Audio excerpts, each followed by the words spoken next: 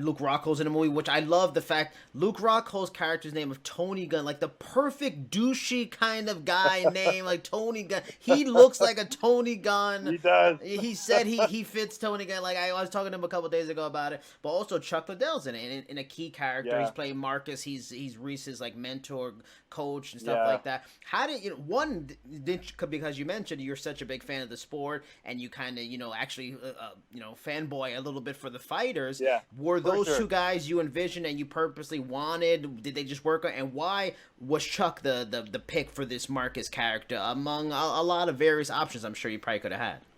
I think that Chuck is a legend, and I wanted Reese to have a coach where I like the idea of like the lines being blurred a little bit, and I wanted that coach figure to be somebody that Alex, the actor, respected, not to, as well as Reese, right?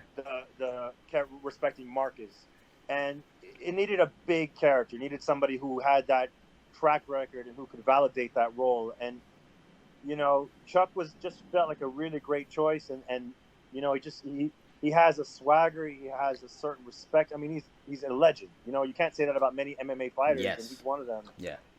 And when we, that it was Shane.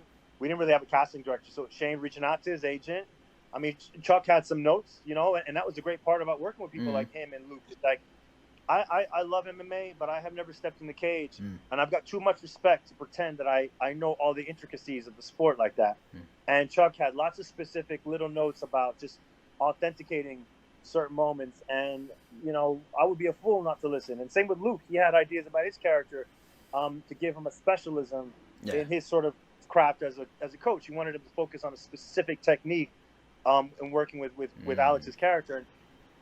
And for me, it was like it was a kid in a candy store getting to work with these legends, and also just as a director using all of this amazing knowledge and incorporating it into the narrative.